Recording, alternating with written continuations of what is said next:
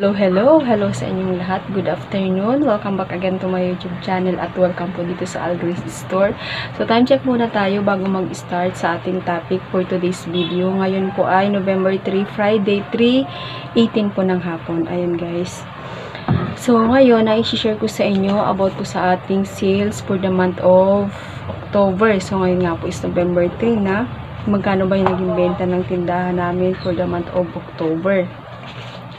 Siyempre, nandito po yun sa ating mahiwagang logbook. At ngayon guys, ang sinishare ko lang sa inyo yung diskarte ko na ginagawa dito. Para sa akin, ganito yung pinaka mabilis at simpleng paraan ng pagre-record ko para ma-monitor ko po yung aming benta at yung iba pang transaction dito sa aming tindahan. So ito guys, ipapakita ko sa inyo yung ating logbook. Ito yung logbook natin. Ito po yung aking record sa buwan ng October. Ayan po, October 2023, daily sales.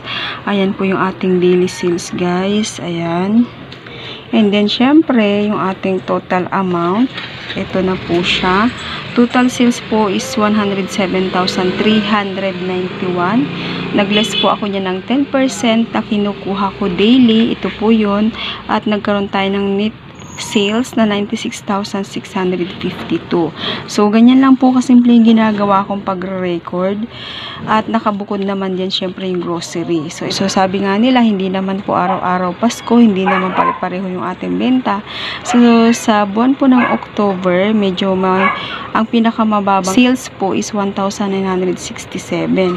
Tapos, ang pinakamalaki naman po is nasa 5,000. Ayan siya guys. So, ito naman po yung grocery na pumasok sa buwan ng October dito sa aming tindahan. Ayan siya guys. Halos araw-araw po kami namimili. Isa rin po sa diskarte namin dito kung bakit lagi pong puno yung aming tindahan. So, ganyan po yung diskarte namin. Kung makikita nyo sa date, halos araw-araw yung pamimili namin. Siyempre, tinutal din natin yan. Kung magkano po yung grocery ng buwan ng October. Ayan po yung kanyang total amount, 75,363.7. So, ayan siya guys. Ito yung mga resibo sa buwan ng October. Ayan.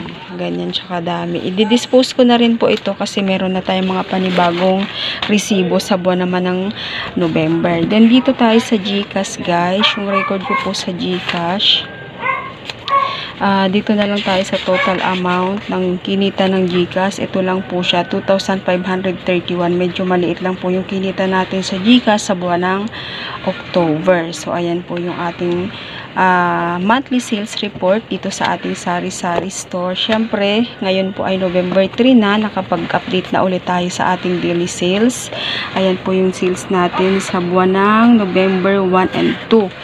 Then, meron na rin akong na-record sa delivery. Ayan naman guys. So, ngayon meron dumating na deliver. Hindi na ako mag-home in pricing guys. Ayan, meron dumating ngayon si Tindahang Tapat. Hindi naman siya ganun karami. 2,055 lang po siya. And then, waiting din ako sa deliver ng itlog at saka mantika. Isang tray na lang kasi yung mantika. Ayoko na siyang ipaubos bago umorder kasi one time na ubusan talaga kami. Tapos, ang tagal-tagal mag-deliver nung supplier. Kaya wala akong na-ibenta. So, ngayon, meron pang isang tray pero umorder na kami kaagad. And then, yung mantika, may ilang peraso pa. Sana dumating na siya ngayon. So, ayun guys, balik po ako. At yun nga po yung aking konting update sa inyo dito sa aming tindahan tungkol sa benta natin sa buwan ng October. Ganun lang po yung ginagawa kong pagre-record. Ganun lang kasimple kasi para sa akin yung simple at pinakamabilis na paraan. Ang importante kasi nagawa ko ma-monitor yung aming benta, yung mga transaction dito sa tindahan.